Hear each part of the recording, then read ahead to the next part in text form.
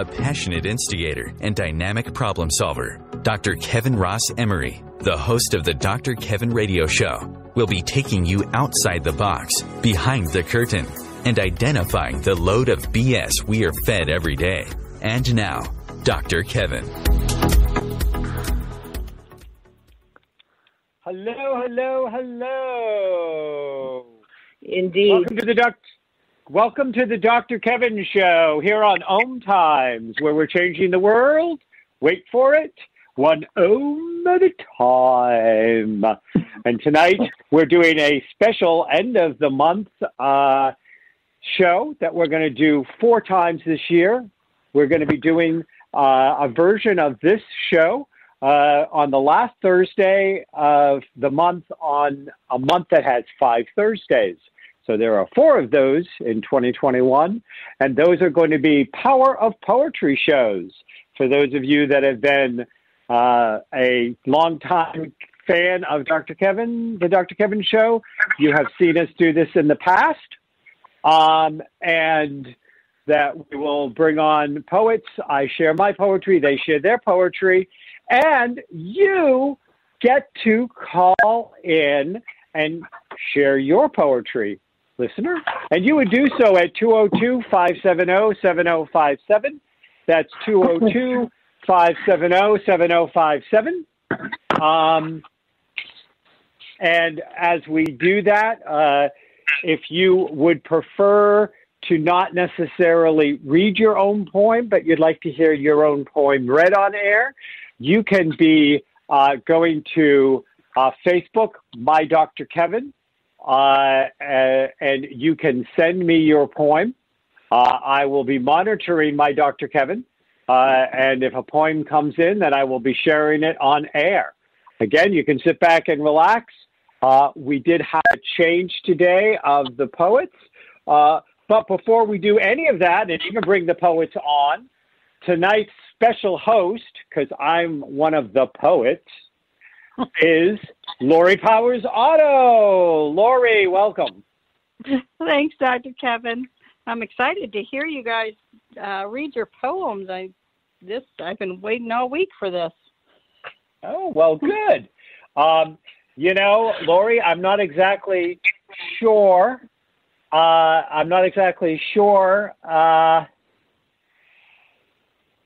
you got roped into this, but Lori is our guest hostess with the mostest, though she's my regular host on Thoughtful Thursdays, and she pops in on Planetary Influence, and she pops in when she damn well wants to, and she knows she's always welcome.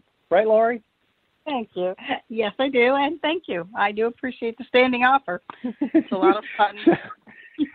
And you know, and if it ever gets to be too much, feel free to take advantage of the offer sitting down. You don't have to stand for the whole thing. Now tell me all this time later. I thought maybe it would be good for your cardiovascular system. So anyways, tonight's show, I'm going to be actually turning over to you. Again, I want to remind people, if you have a poem, you would call in. Lori is going to be doing this knockdown, slap around, poet off, so to speak. And if there were ever 2 off-kilter poets, they're going to be on the show tonight. We have just updated our original poet scheduled for the night.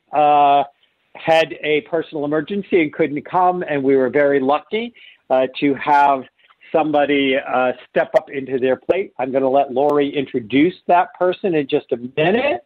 I do want to remind people, again, we will be doing this on the 5th Thursday of every month for 2021, The Power of Poetry, where we have original pieces of poetry, either read by us or read by their poets, so that we can share in that.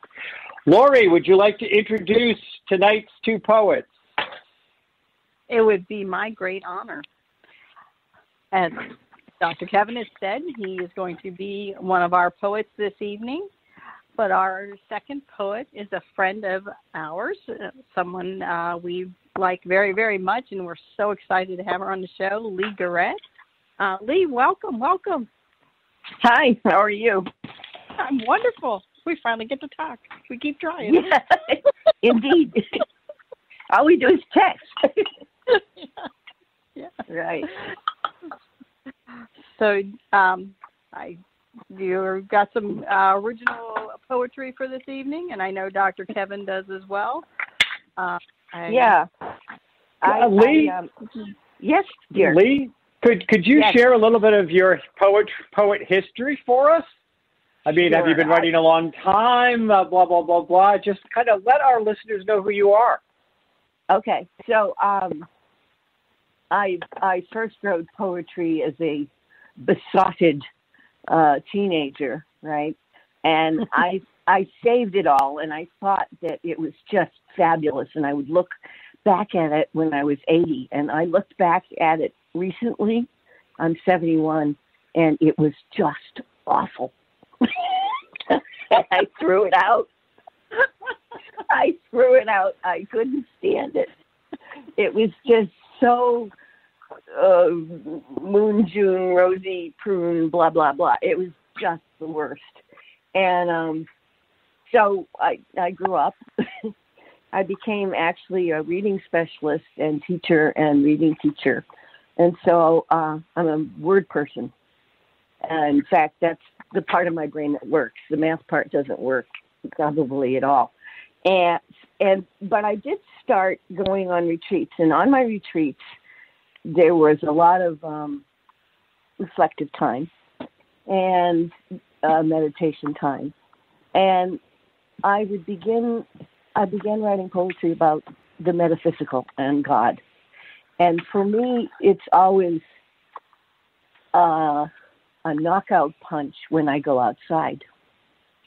I think that nature is just so beautiful and so magnificent and so full of the powers that I instantly go into a place of worship. And I'm sure I'm not alone with that. There are a lot of people like us. Yeah. So often my poetry is about the moment when I connect with God outside. And I've written several about that, and I have one right here. Do you want to hear it? Absolutely. Yes, okay. let's do it. So this is a newish one. So this is called God Lives Outside. It was written August 9th, 2020. And so I said, God lives outside in wind and sky and sunlight, in large spaces, flowing rivers, in the banks of trees and tiny blades of grass. He's growth, intelligence, decay. He rises up as plants and creatures, beauty and movement. He is the energy in the tiny ant and the appetite of a beetle. He is the intelligence of the lettuce seed and the essence of color and design in daylilies. God is the pure potentiality waiting to form, inevitable manifestation, an egg, embryo, acorn, spore, and bud. That presence touches my heart because the life, beauty, numbers pouring from the unmanifest into form is love. It always was.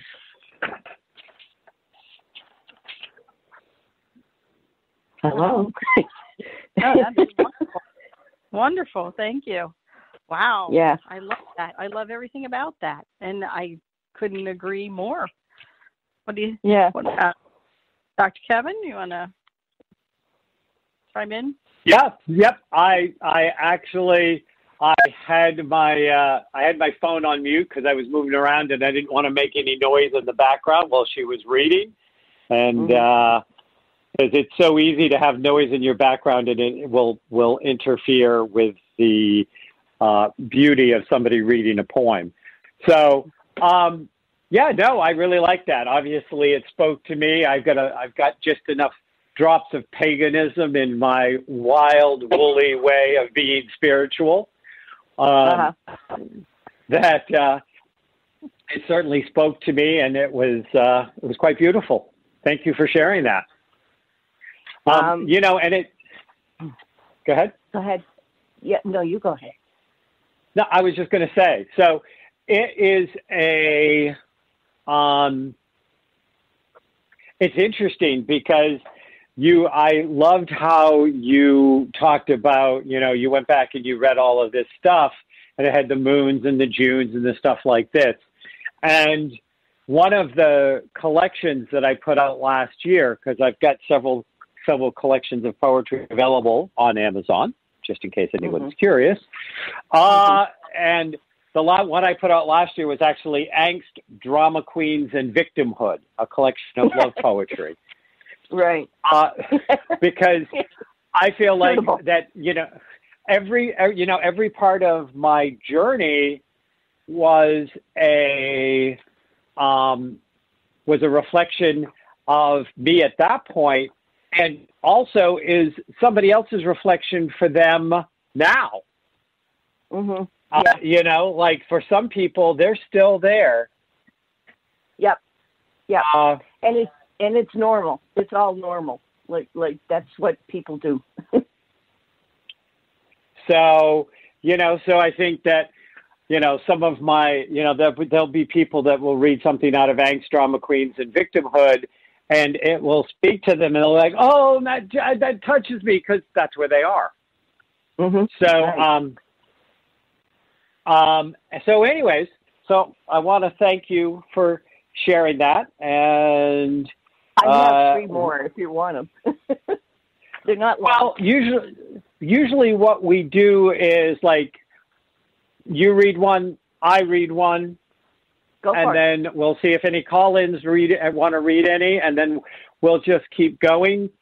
Okay. And for the show, and we just got to work the call-ins in as we go on. Okay, does that sound about right, Lori? This is your show. Right. So, okay. So Dr. Kevin, what you got for us? We got a few minutes before we go to break. Okay. So I'm gonna do one. I'm gonna do one just to irritate Lee. I'm gonna do one of my old romantic Moons and Junes one called Handle with Care. Kiss me if you want. Okay. Handle with care. Kiss me if you want, but be gentle, please. I feel a little tender these days. Not exactly bruised, certainly not bitter, but a little tender. So handle with care. For I handed out my heart, you see, and though it was returned with much love and 1,000 memories, it is still a little tender from being handled at all. So handle it with care, please. And I wrote that one in 1984. So it's clever. It's clever. It's very clever. I like the humor in it a lot. And it's slightly sarcastic, I think. Is that true? I don't think that when I wrote it, it was sarcastic. But, you know, it's interesting because I'm a big believer that I write with an emotion, but as long as whoever hears what I wrote feels something, then it was a success, and it doesn't need to be what I felt. That's the beauty of poetry. Yep, you're right. There's something that I can't remember who said it, but once you write something down and the audience takes it, it's theirs. It's not yours anymore. And they have every right. Yeah, they have every right to interpret it the way they want. Yeah. You know, if the only feeling, if you would consider it a feeling at all, that I would question would be a feeling of confusion. If somebody reads something and I just leave and I just walk away from it and I go, what? I didn't get that at all. I don't think that that's the kind of feeling I want. Yeah. Okay. Lori, we've only got a couple more minutes to break through, so I don't want to have Lee rush through a poem. So do you have any thoughts about that you want to share either about my poem or about poetry in general?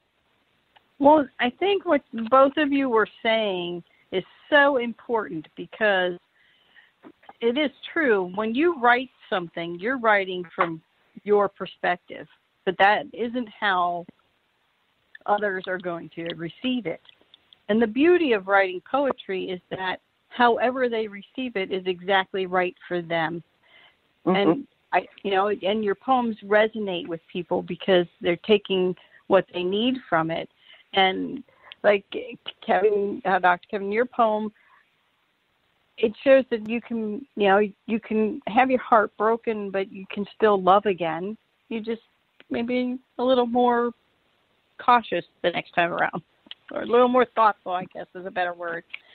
And, and I love Lee's poem because every time, like right now I'm sitting in my bedroom. I have a window in my bedroom that looks out on this massive maple tree that's named Bernard. And it's I love it. so much joy to see that tree every day and to notice how different it is every day.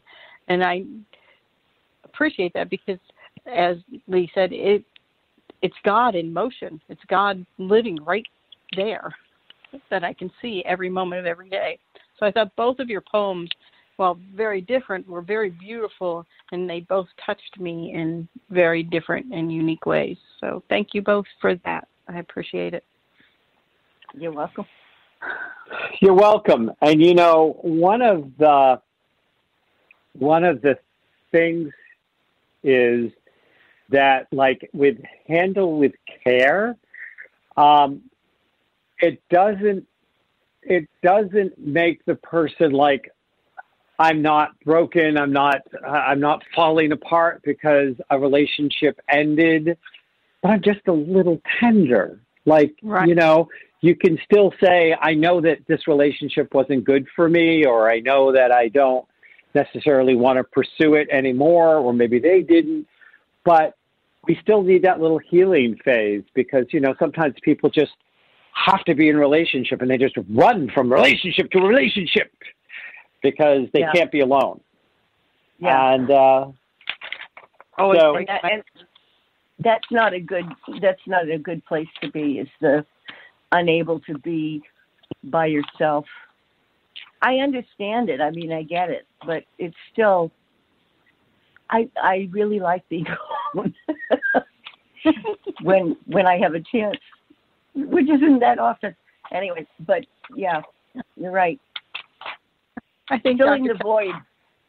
Dr. Kevin and I could both relate to the needing some alone time every now and then. So, I like being with our people up, and that sound says we're coming up to our first break.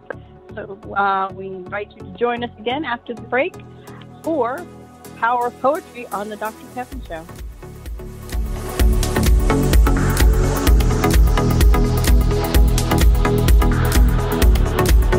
Conscious media for conscious minds. OMTimes.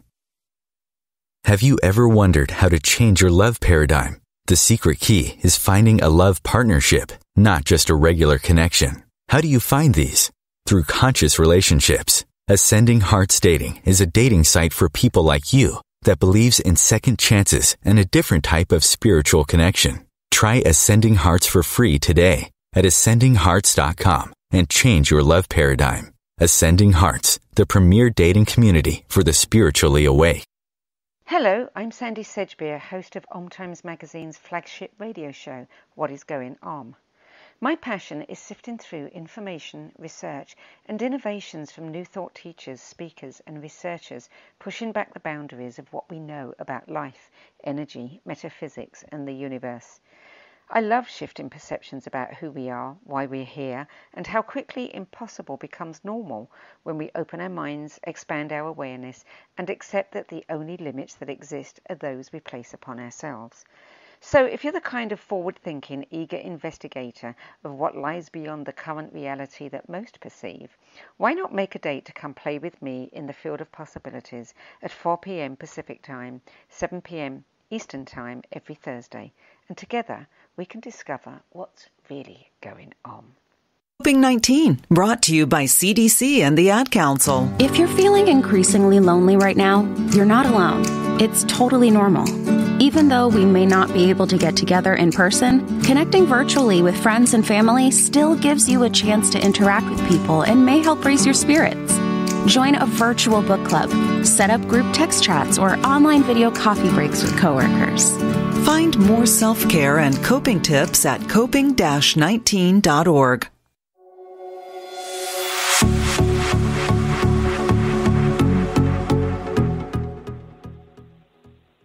Welcome back to the Power of Poetry on the Dr. Kevin Show here on OMTimes Radio. We want to remind you we are a live call-in show, and we invite you to call in, read your original poetry, or comment on the poet that we have on today as our guest.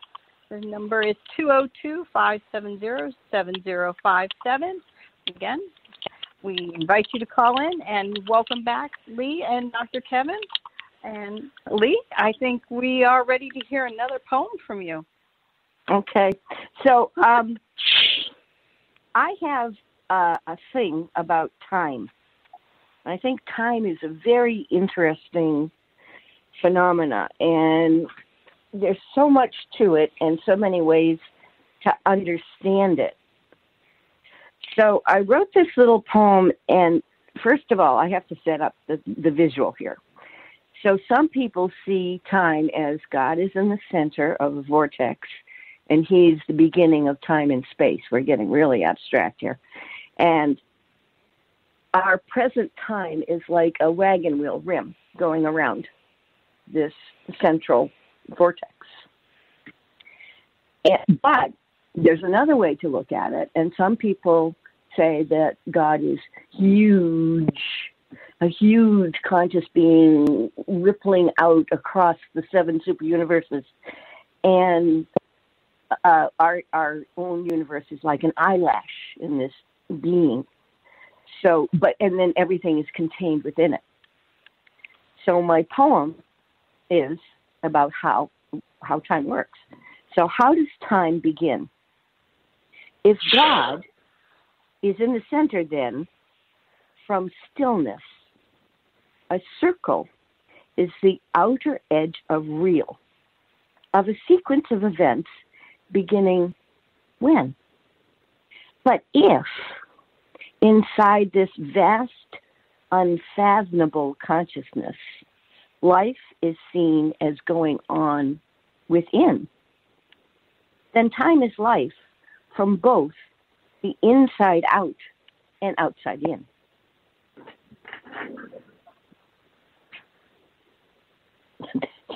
That's it. Right.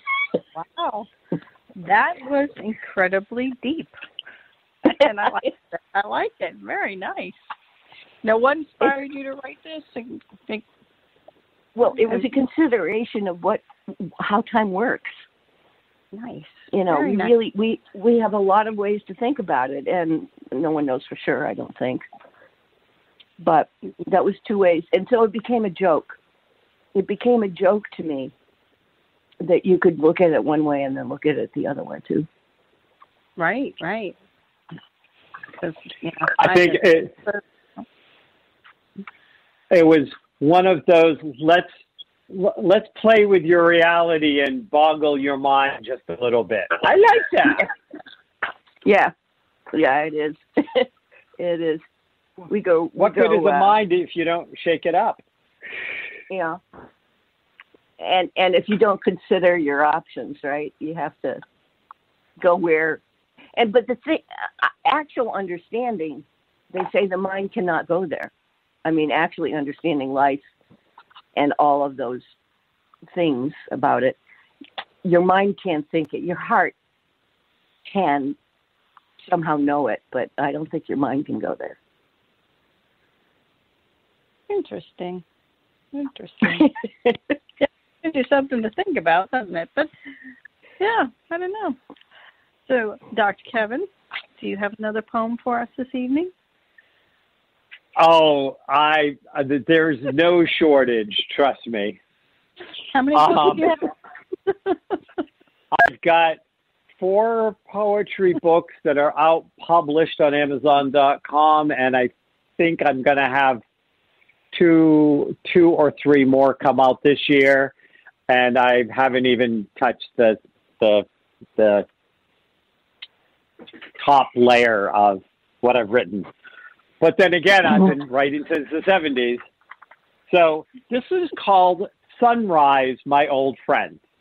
I figured if Lee was going to talk to time, I was going to talk to the sunrise.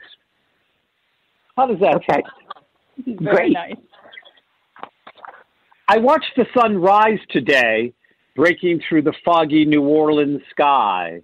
It rose in a different way, and I wondered why. Yet before I asked, I already knew. Well past 19,000 sunrises I've seen, alike have been no two, from Anchorage to St. Martin. I remember the smell of Geneva, the sounds of Antigua, the chill on the coast of Maine, and the dryness of the Kansas plain.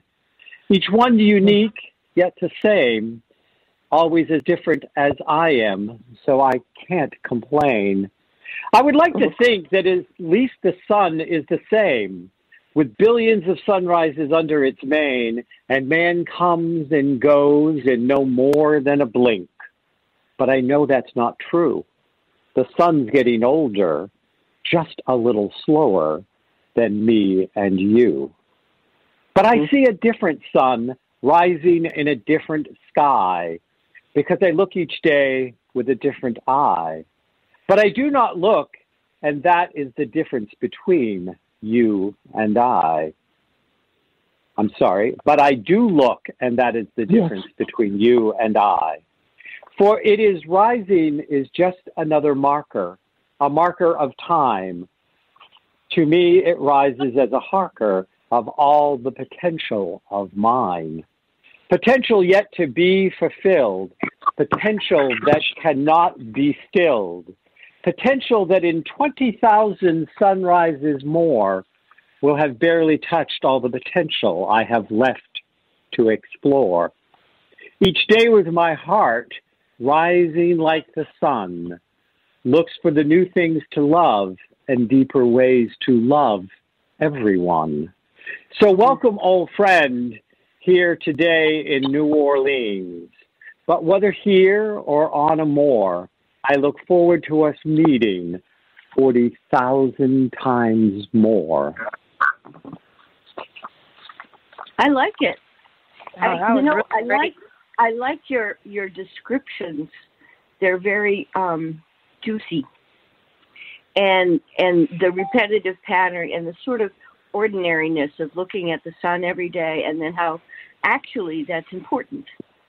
That makes your perception and your sensitivity to it a reminder to other people. Thank you. Very well said. So what's the backstory with this poem? I mean, obviously you were in New Orleans and you travel a lot. I was in New Orleans. I traveled a lot. I was just looking at how beautiful the sunrise was, and it just kind of flowed from there. I was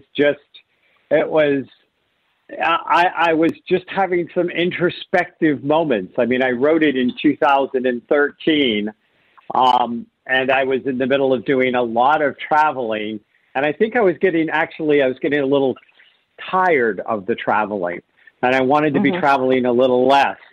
But, you know, wherever you go, one consistent you can count on is there's a sun in the sky, though if it's Seattle, it may take her a few days to see it. I learned that the hard way by living there. And there's a moon in the sky, and there's stars somewhere, and the wind usually blows, but everything else is different. And so, so that's just kind of where it came from, was looking for that grounder. And yet realizing as soon as I thought, well, this is comforting because it's the same, I'm like, who are you shitting? It ain't the same. It's always different. Yeah. And you're always different. you the looker, the witness is always different. I think you said that somewhere in your poem, right? Yep, absolutely. Because we're looking at it each time as a different person, and we'll see something we didn't see before either. Yeah. So it's called being present. Mm-hmm. Absolutely. Okay, so I have another poem that's a little less abstract. It's about, now I was at a retreat like usual and laying on a bed, and this lace curtain was blowing wind from the window. So I was asking questions about reflection and reality and thoughts. So here it is. A lace curtain blowing in the window. What lights my eye? The inner life or sun or both? Convergence of perception and phenomena. Reflected in a mirror, an image shining from behind me to the eye. She's outside, tall and gray. And breezes blowing that white lace curtain. I cannot sleep with chattering mind, but my eyes are sore from waking, watching, wanting, trying to control what? This delirious cacophony of life, these necessary drudgeries. Freedom, what of that? How can I not surrender to the truth? The only steady thing, the real, does not impose, intimidate. Rather, it invites, like breezes blowing through lace curtains in the window. Love the imagery. Go ahead, Lori. Sorry. No, I was going to say the same thing. That was really beautiful. Really put you in that space. Mm-hmm. Yeah. I love the way. Go ahead. I was just going to say, I love the way you talk about it doesn't intimidate, it invites. Yeah. I thought that was a great line. Yeah. Dr. Kevin, your process, when I tend to write these things, it comes out like a gush, like all at once. It's almost complete in my own mind, and I just write it down as if someone's dictating it to me. How does your process work? My process is multifaceted. I say that because sometimes a line will come in my head and I sit down and it, as you said, comes gushing out, and it just goes blah. And other times I know that I'm feeling something and I can't quite find the language for it, and so I'll go inside and I'll yank it out, and a poem will come out as part of it. Like it will just be there.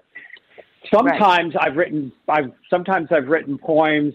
I wrote a poem as a poetry contest poem on sitting in first class flying on a plane, where I had a poet off with the person sitting across the aisle with me. And we just had to create a poem, and we had 5 minutes to do it, and we did it. And then the stewardess voted on which poem she liked the best. Oh, cool. And then sometimes, one of my exes said to me one night, we were just kind of like laying there hanging out, and he said, you haven't really written anything lately. It's I'm missing your I miss your poetry, because I would always read when I would write him something, and I hadn't written anything in months. And I went, oh, that's a good idea. Maybe I should try writing something. 6 poems later, boom, and they're all over the place. One was political, one was romantic, one was like that.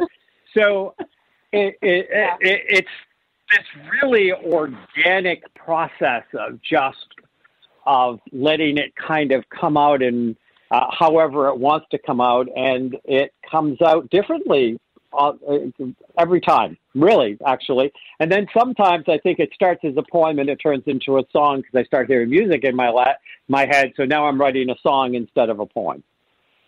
It's amazing. You have just the juice, right? And it seems like there's never a point where it runs out. It just, you turn it on and it's there. Is that right? Yeah, and we talk about this. I used to have a TV show called Dragons, Unicorns, and Other Creative Creatures. And my co-host, Rona Gostein, and I, we would always talk about the uber creatives because she's an uber creative and I'm an uber creative. And we would have these other uber creatives on.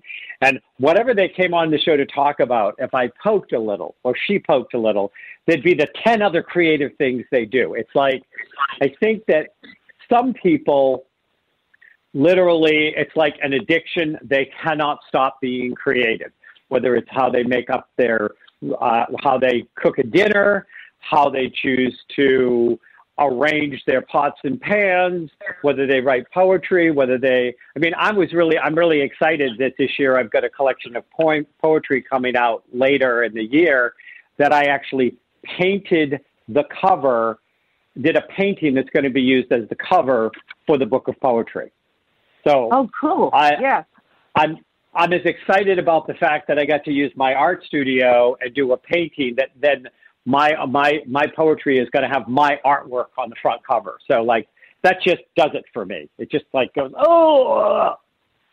Well, and there's something joyful about being able to share it and have it appreciated by other people. Yeah, absolutely. I agree. I have I have three kinds of artwork. I make something called a comfort, which Lori knows about. And we can talk about that later maybe. And I paint pictures of people in bubbles. And they're doing all different kinds of activities, like they're swimming or jumping rope or meditating or whatever. And then I paint rocks into animals. And I have done a couple of paintings of people going over a waterfall. Just because it was 2020, you know how that went, right? Mm-hmm. Oh, yeah, I was in essential service in 2020, so I don't remember 2020 happening. I was working so friggin' much I couldn't stand it. I also write a lot. I mean, I blog. Hold that thought, because that sounds. Okay. We're coming up onto our last break of the evening. As always, we ask you to come back and join us for the last segment of the Dr. Kevin Show.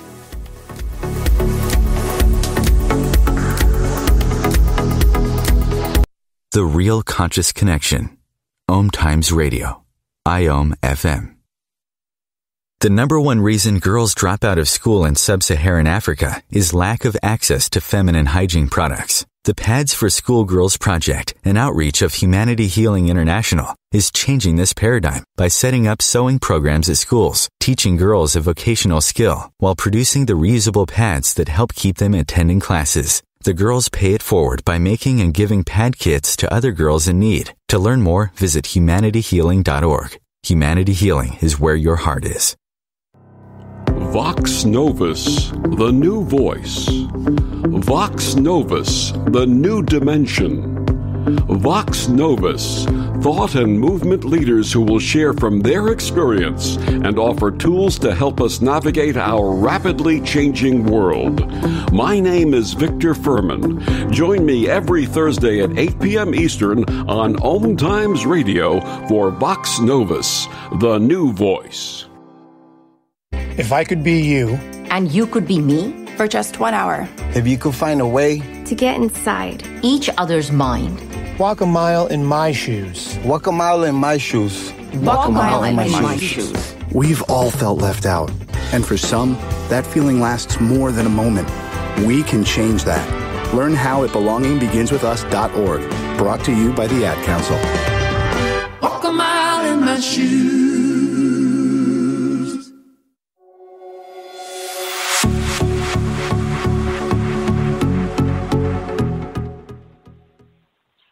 welcome back to the last segment of the Dr. Kevin Show. This is our new segment, The Power of Poetry, that we are doing the 5th Thursday of every month that has a 5th Thursday. As always, we invite you to call in. This is a live call-in show. Our number is 202-570-7057. And tonight we have two amazing guests, Dr. Kevin, as we know, and our dear friend Lee Guerrette. Now, Lee was in the middle of telling us a story, so we're going to let her continue. Lee? What was they talking about? Oh, comfort? Are we talking about comfort? Oh, artwork. You were talking about your many artistic venues. Yeah, avenues. yeah.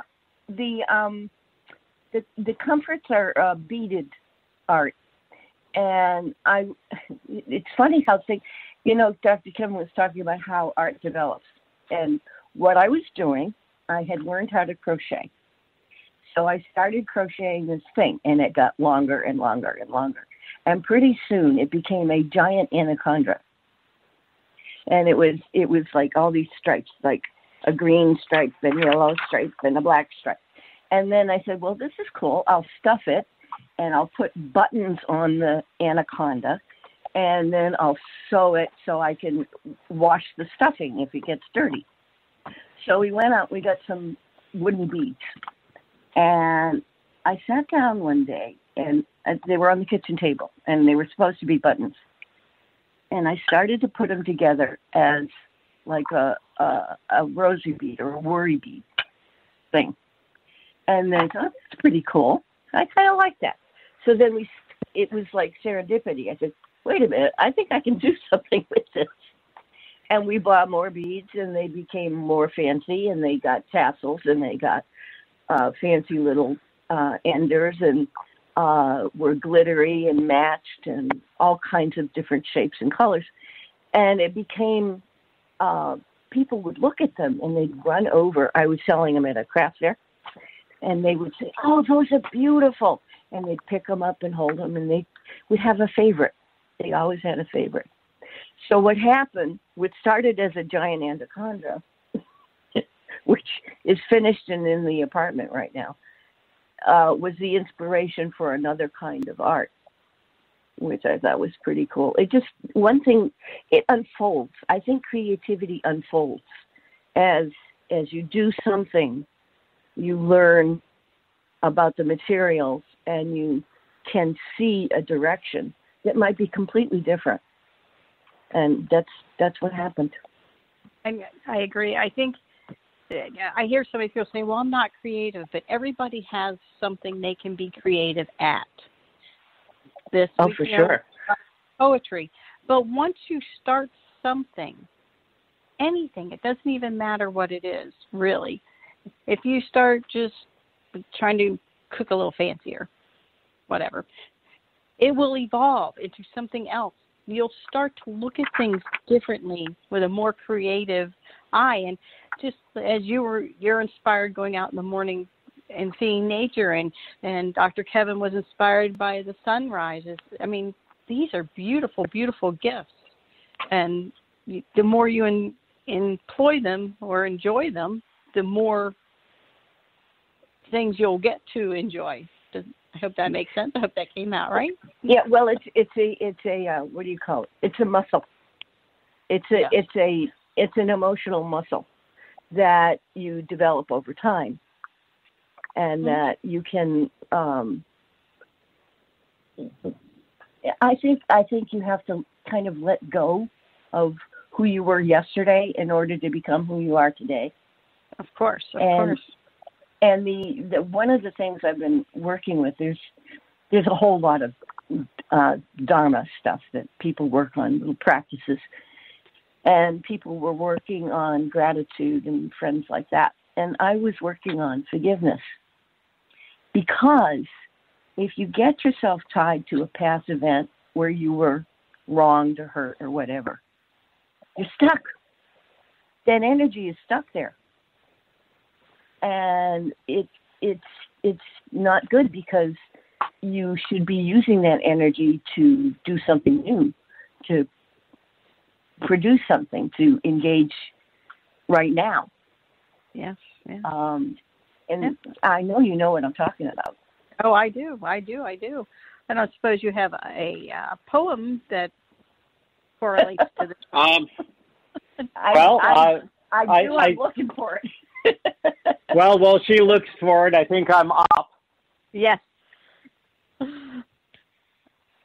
Dr. Kevin? Oh, there you are. Okay. Yeah, no, I'm here. Yeah, so please share your poem with us. Thanks for asking. No, you know I love your poems. I want you to read them all the time. I was just starting to wonder if this was the poetry show anymore. That's all. I got I got a lot going on. Give me a break. So I'm going to actually do one that I wrote in. I challenge myself to write in a certain style, and there are certain songs on.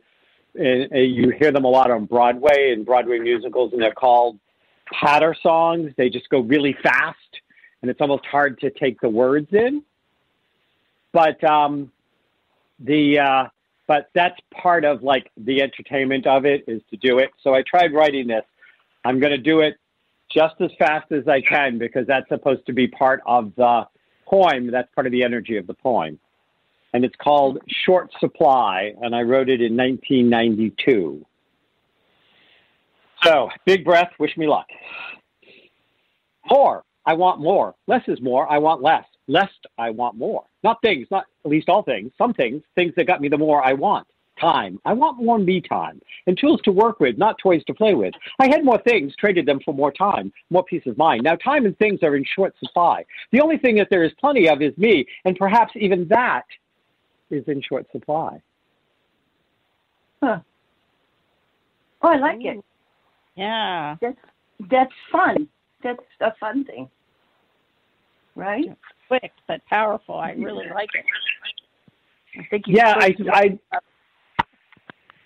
I spoke to what, Lori? I'm sorry. You spoke to most of the people in the world right there with what you just said. Was just I found it incredibly powerful and moving for me.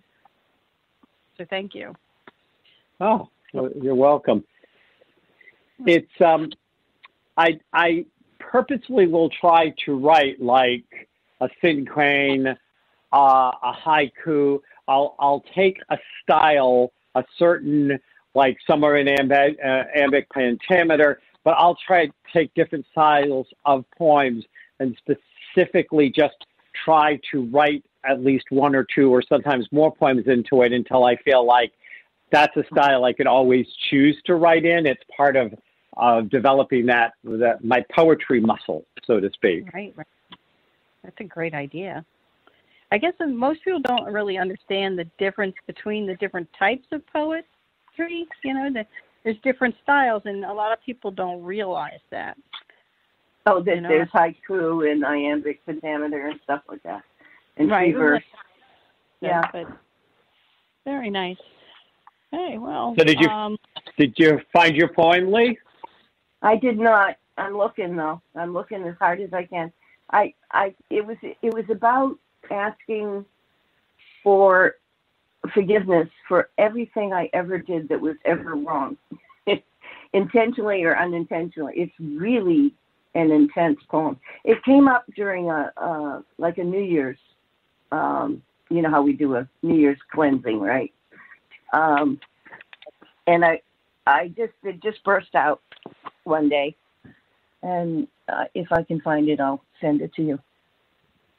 Okay. Go ahead. Excuse me. I couldn't hear you. Oh, I just would do. Since you don't have that one, we can do that another time. Do you have another poem ready, or? Actually, I don't. I have my husband's poetry, but I don't have it. I have a very silly one.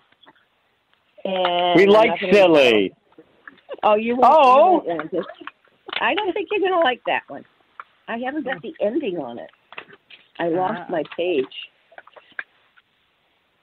I like silly. I think that sometimes silly is exactly what we need, and that poetry can sometimes lift our spirits or make us laugh. Oh, yeah, for sure. E.E. Cummings was famous for that. You know so are him, you right? are we gonna tease you into sharing it, or should I get another poem out? I don't have the ending, and I'm I'm not ready. I didn't think you could go through my poems that fast. You've got to get it finished. So Dr. Kevin, I think you're up for the last few minutes we have tonight. What do you have for us? So, so this is another, it wasn't quite a patter poem, but it's very close because of the rhythm. And again, it's better if it's read by speed. And it's called Voyeur. Sideswept by sights, catching corners of conversations, unintentionally yet eagerly eavesdropping, a virtuous yet precarious voyeur. Lustfully lingering looks, being balefully bad, yet dourly denying defined dysfunctions, when actually just nurturing naturally nefarious natures. But only when seeing it from society's stuffed and stalwart standards, who impose images of iron-willed icons as desirable deities, instead of insightfully seeing through the ridiculous roles and horrendous hypocrisies and pretentious pompous personages they pretend to be. Anybody got a needle? Oh, I love it. I love it. I love it. I love it. That is fabulous. That is fabulous. Oh, you were so good. I don't think anyone could have presented that any better. I loved your inflection. I loved everything about it. That needs to go international immediately, right this second. Everybody in the world needs to hear it.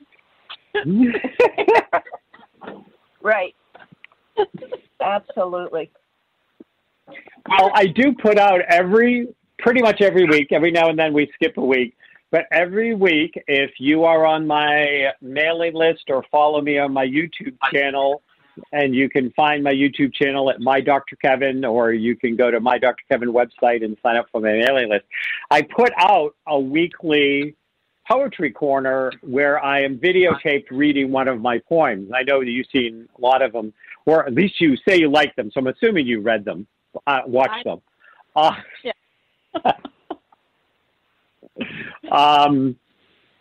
To do that. Should I throw another quick one down, or did you find one, Lee? Actually, I have, I write children's stories too. I'm one of those uber creatives, by the way. It's a really short one, if you want me to read it to you. It's called The White-Footed Mouse and the Bullfrogs. You ready?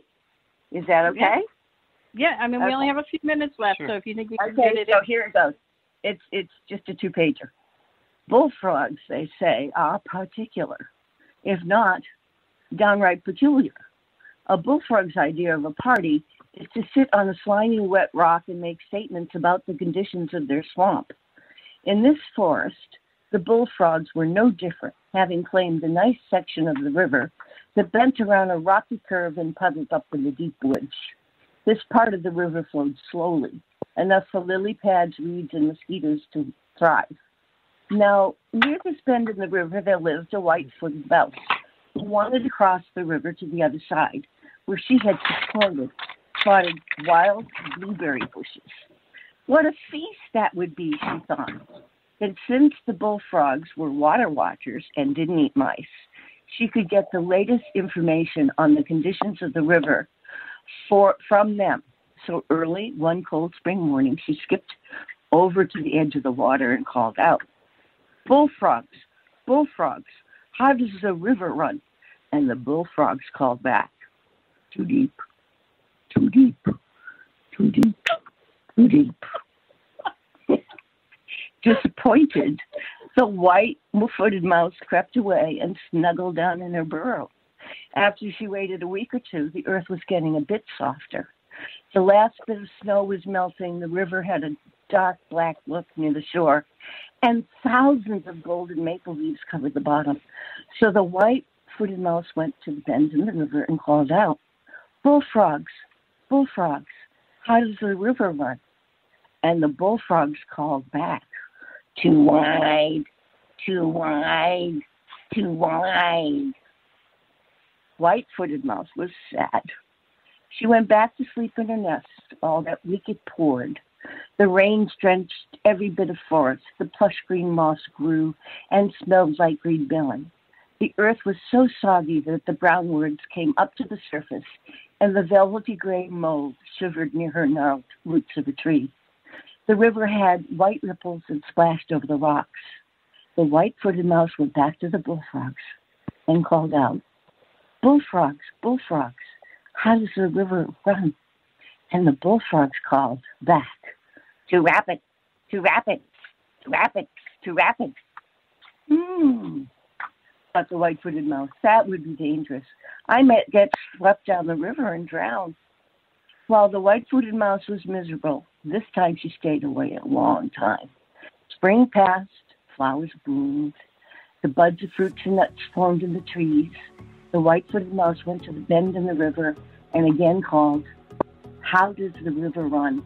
And the bullfrogs answered back, "Too slow, too slow." And she said, "Well, I can walk across that." And so she did, and never came back to the other side. I amended because I heard your music. Okay, thank you. Thank you. All right. So next week,